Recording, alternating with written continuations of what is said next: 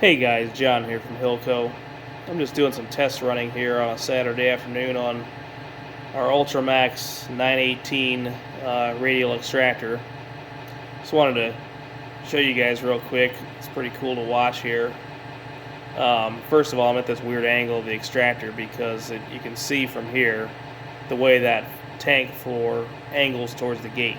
See, the back side there on the right is shallower than the front side. You got about an inch or so of difference there from the back side to the front side. So the front of the tank drops about an inch from the back. So all your honey flows out through that gate. There's no obstruction there at the gate. It's just a really slick drain setup that I know I brag about that a lot, but I just wanted to kind of show you here because it's kind of visible from this angle I'm sitting at here. But anyway, so yeah, I've got this machine sitting here running with our weighted test frames in it.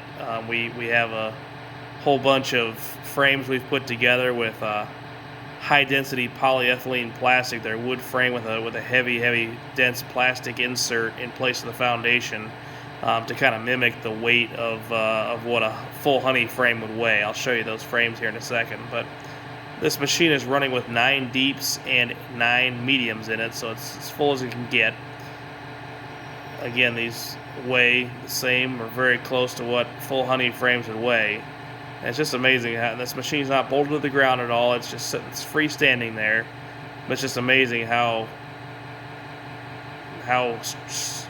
smooth it's running. It's not hardly wobbling around at all. We get a lot of questions like, oh, how do these things run? Do they wobble around much? They shake much? And here's an example of the UltraMax 918 with a full load and just how smooth it runs. Now, granted, these frames, even though they're weighted to mimic honey frames, there's always some differences in honey frames of how full they are, how well the comb is drawn out, things like that. So it's not, you're in a real world test, you're not going to be as well balanced as this, granted, So that's why we recommend you bolt them to the ground and things like that. But even here, you can see just how these frames aren't perfectly balanced. They're not perfectly weighted the same. There's some differences in the weight a little bit here and there, But the other thing I wanted to point out is it is, shaking just ever so slightly. But notice how the whole machine is shaking, which tells you that the extractor itself is really rigid. The tank is rigid, the legs are rigid, everything is really rigid because the only wobble you're getting here is just that weight flinging around inside the tank.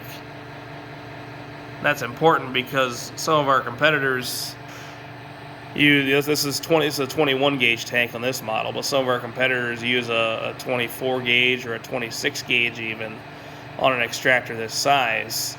And I've run some of those, and I can tell you, you're going to get some pretty serious flexing of that tank, especially when you get a full load in there and the load's not perfectly balanced, which again, a real load of honey frames never is.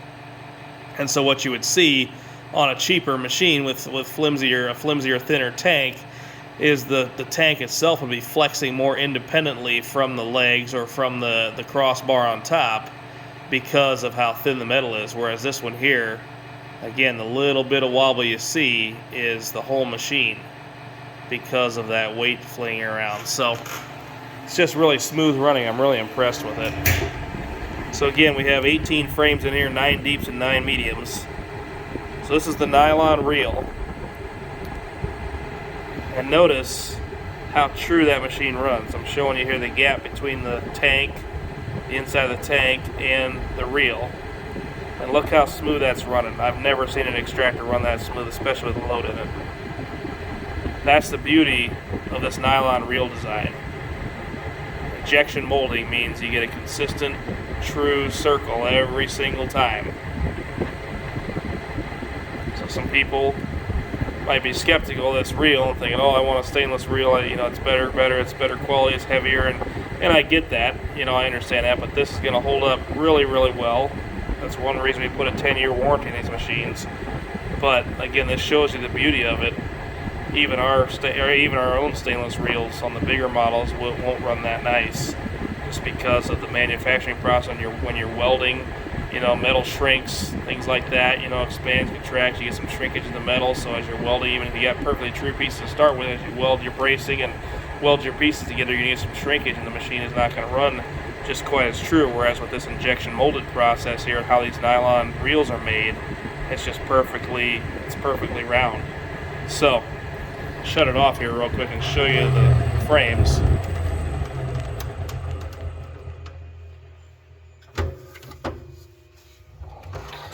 Here's an example of a medium frame. So just a standard wood hive frame with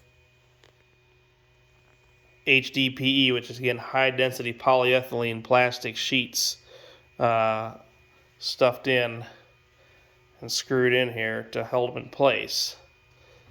It's actually individual sheets sandwiched together in there, real tight, and then we screw them into the frame. So we have mediums and we have deeps. We got a whole bunch of these that we use in our different extractor testings because we want to get some real world testing as to how the motors, how the controllers, how they hold up, how the machine spins, things like that, how noisy it is, how quiet it is with a full load in it. And it's hard to always have honey around to extract. It takes a lot of time, obviously, to uncap honey and make a mess and clean it up, things like that. So these test frames allow us to do some real world endurance testing in these machines and loaded testing without having to do all the mess and fuss of actually extracting honey. So I'll fire it back up here and show you how quickly it speeds up. I just turn the knob all the way to full speed, which again is a luxury of having frames that are pretty well balanced here. Obviously you wouldn't do that in the real world.